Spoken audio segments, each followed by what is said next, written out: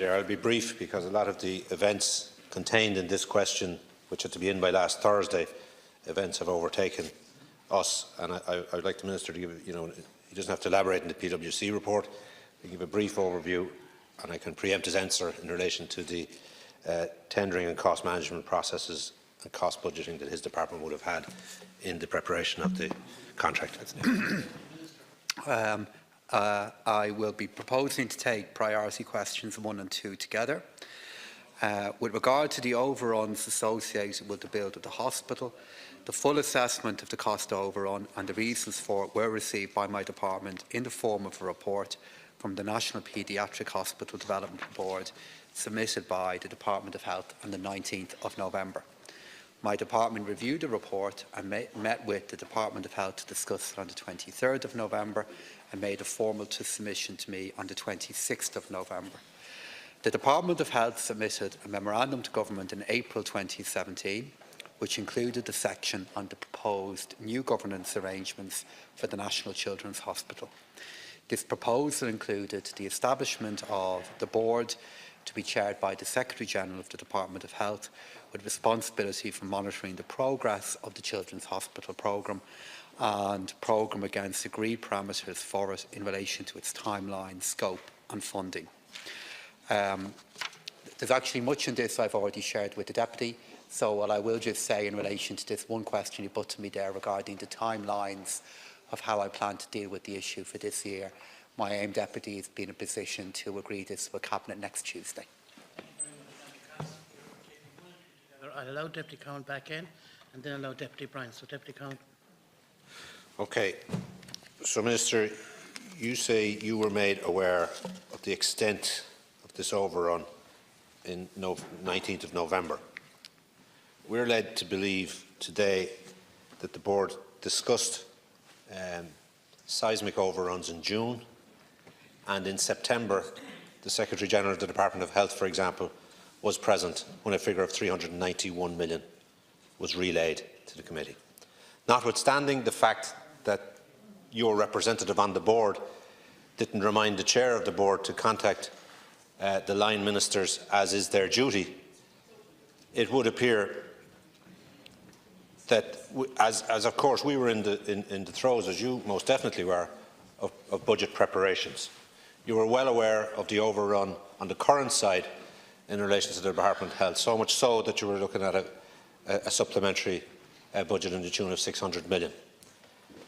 Can you ask, you obviously would be dealing directly with the Department of Health, their officials, your own department and its officials and the Minister for Health in relation to budget preparations.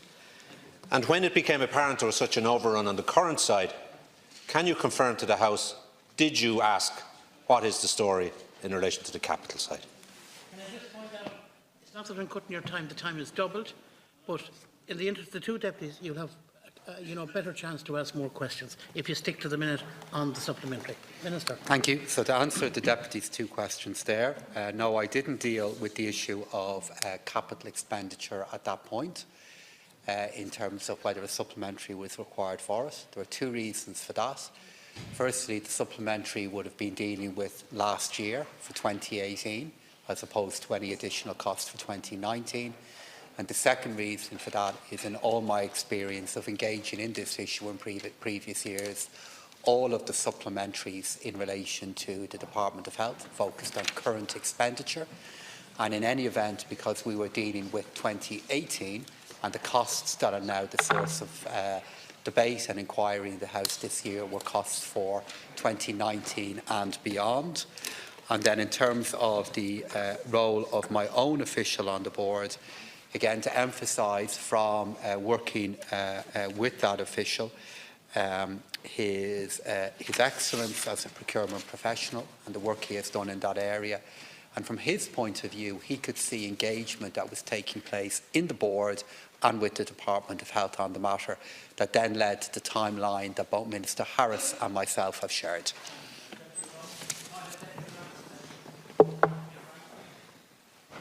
Minister, I think there's serious questions that need to be answered, and to be honest, I don't think we're getting the answers.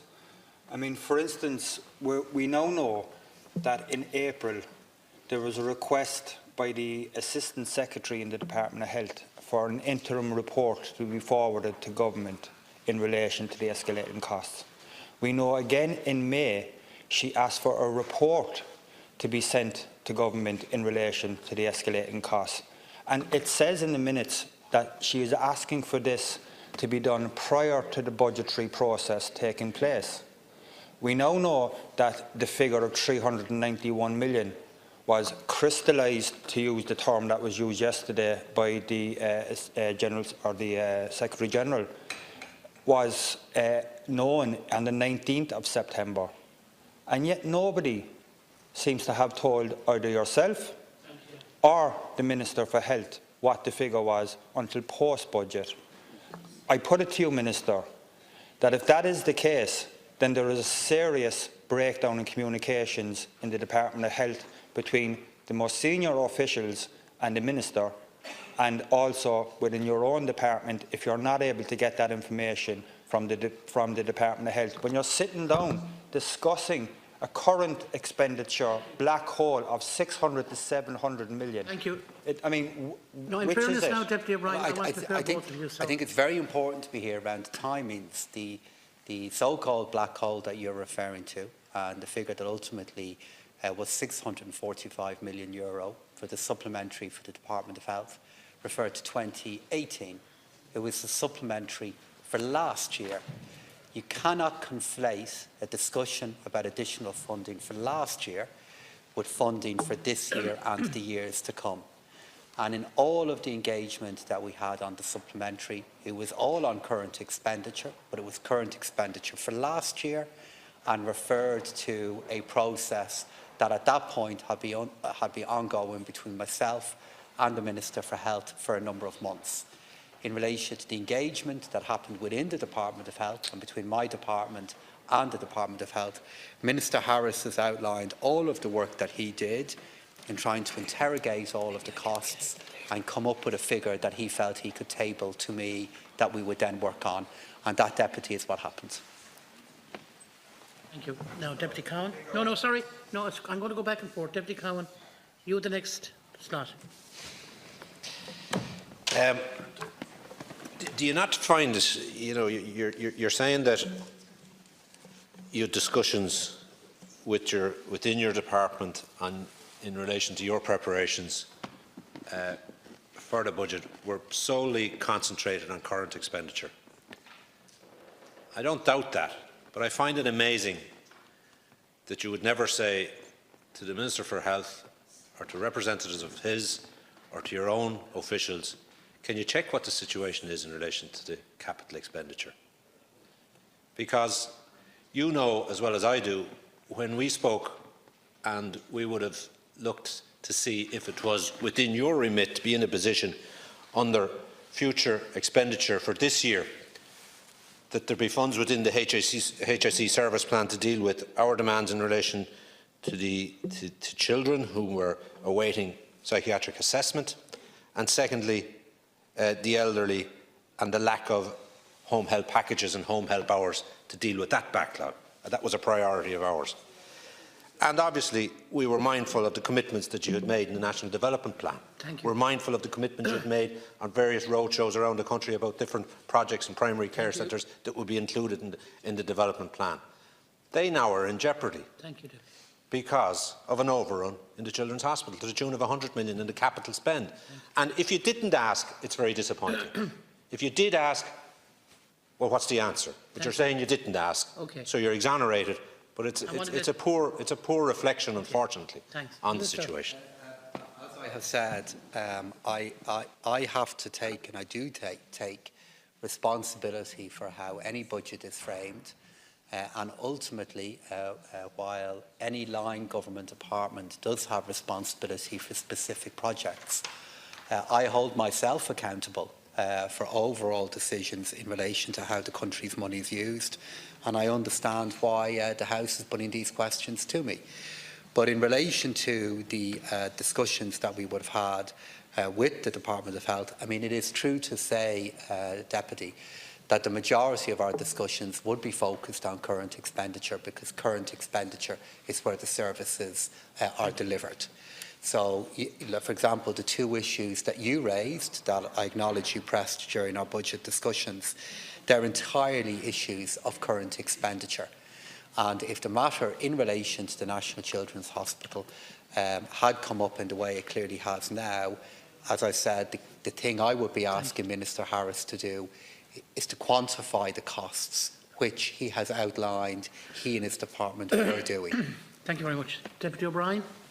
We're led to believe that Minister Harris wasn't aware of the costs in September, despite the Secretary-General and the Assistant Secretary knowing that it was a figure of 391 million. And I accept that as a capital cost. But surely, as part of the budgetary process, that is a pretty important figure to be feeding into the budgetary process. Because yes, while the budget deals with the current expenditure, we also had massive increases in the capital side of the budget, and we've all welcomed that. But surely, if you're dealing with increasing your capital budget for next year and further years, you know, it's a pretty important piece of information that the flagship capital project at the moment is actually running over by 391 million. And surely you would have an expectation that that information would be relayed to you, given that the Assistant Secretary in the department, as early as May, requested that it would be given to government as part of the budgetary process, and it didn't happen. So will you give a commitment to find out why that didn't happen, given that it was requested at the steering group meeting in May? Thank you.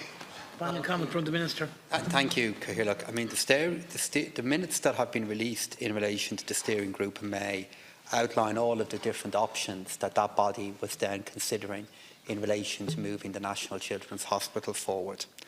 And in relation to capital expenditure, because the capital expenditure figures for this year had already been determined as part of Ireland 2040, the vast majority of engagement that I had with all colleagues in relation to Budget 2019 was on current expenditure.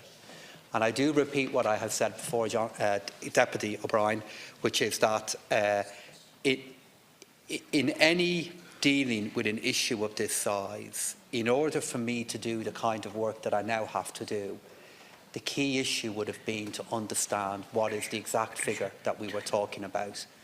And what you can see happening is that within the Department of Health, that is exactly the work they were doing. They were trying to understand why has this developed, and then from the moment the Minister for Health was notified and he's outlined the timeline for that, he has shown what he did to try and interrogate the figure and deal with it. He did the work I would have asked him to do, and then I am now responsible then for how we can include that in our plans for this year from a capital point of view. Thank you very much. Thanks to both deputies and thanks to the Minister.